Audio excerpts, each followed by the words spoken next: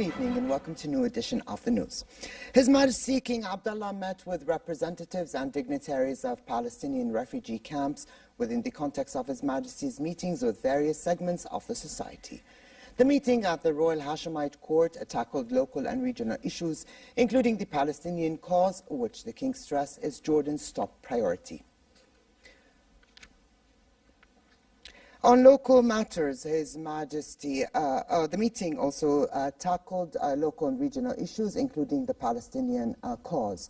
It also tackled local matters where His Majesty said that all Jordanians are aware of the challenges of the economic situation, poverty and unemployment, which requires a program that creates job opportunities, attracts investments and develops the infrastructure. The King pointed to the importance of cooperation between all state institutions in reducing challenges facing refugee camps. In this regard, His Majesty directed officials at the Royal Court to visit all camps to look closely into their needs and the obstacles they are facing. The representatives expressed their pride in His Majesty's leadership and his efforts to support the Palestinian people in obtaining their legitimate rights. They also lauded Jordan's historic and religious role in defending Muslim and Christian holy places under the Hashemite custodianship. Prime Minister Omar Razaz paid a visit to the Karak Public Hospital to check on the levels of services provided to citizens.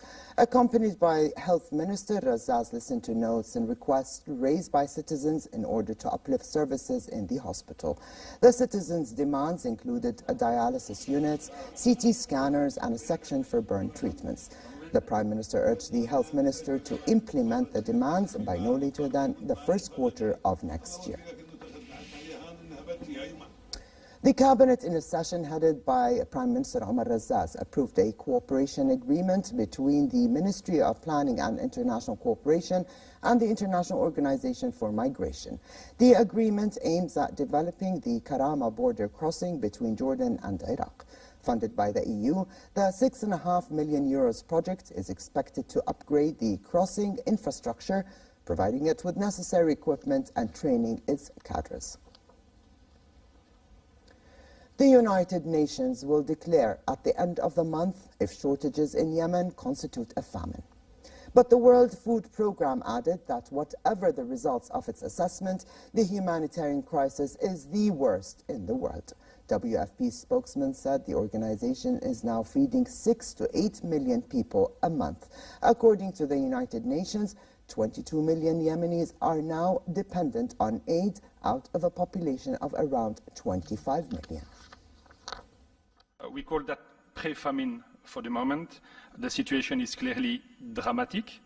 You know that WFP is feeding between 6 and 8 million people every month. 6 to 8 million people, the number is amazing. I mean, if that's technically a famine today or not, that doesn't change anything to the gravity of the situation.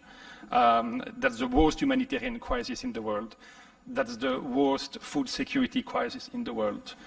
Some things must be done. U.S. President Donald Trump portrayed the midterm election results as an incredible day for his Republicans, despite a Democratic takeover of the U.S. House of Representatives that will lead to greater restraints on his administration. Speaking at a news conference in which he trumpeted his role in the Republican gains made in yesterday's elections, Trump warned that he would adopt a warlike posture if Democrats investigated him. Yet, he said he was willing to work with Democrats on key priorities, but felt any investigations of his administration would hurt prospects for bipartisanship. The Democrats will now head House committees that can investigate the president's tax returns, possible business conflicts of interest, and any links between his 2016 election campaign and Russia. Republicans expanded their control of the U.S. Senate, but losing majority in the House is a setback for Trump after a campaign that became a referendum on his combative leadership. And just moments ago, U.S. Attorney General Jeff Sessions submitted his resignation to the White House after months of criticism from Trump. The U.S. president on Twitter wrote that Sessions' Chief of Staff Matthew Whitaker would serve as acting replacement until a permanent replacement is nominated. Time is money. The Asprey, a legendary vintage Patek Philippe watch, will go under the hammer next week in Geneva. Up for auction at Sotheby's Important Watches Auction, the watch was last sold for a record-breaking $2.21 million.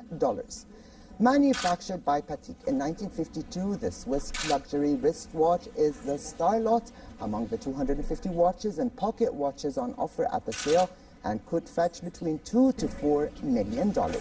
Worn on a brown leather strap, it offers the day and date, a stopwatch, and phases of the moon.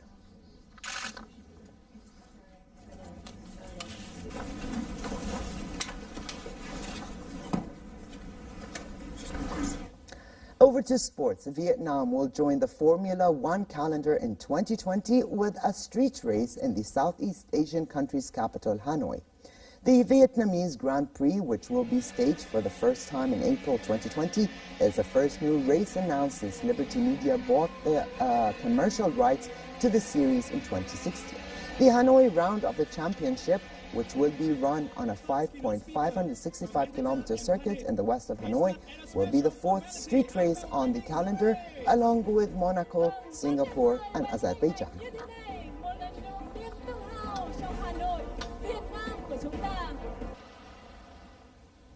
And finally, for a quick look at the weather, moderate conditions are in the forecast tomorrow across the kingdom as temperatures rise a bit further. Winds will be northwesterly moderate. Amman can expect a high of 19 degrees Celsius and a low of 11. Warmer weather is expected in the Dead Sea, the Jordan Valley, and the Gulf of Aqaba, with daytime temperatures in the port city at 28 degrees, dropping down to 18 at night. And with this, we come to the end of this edition of the news. I'm Ali Al-Tuqan. Thank you for joining us and have a good night.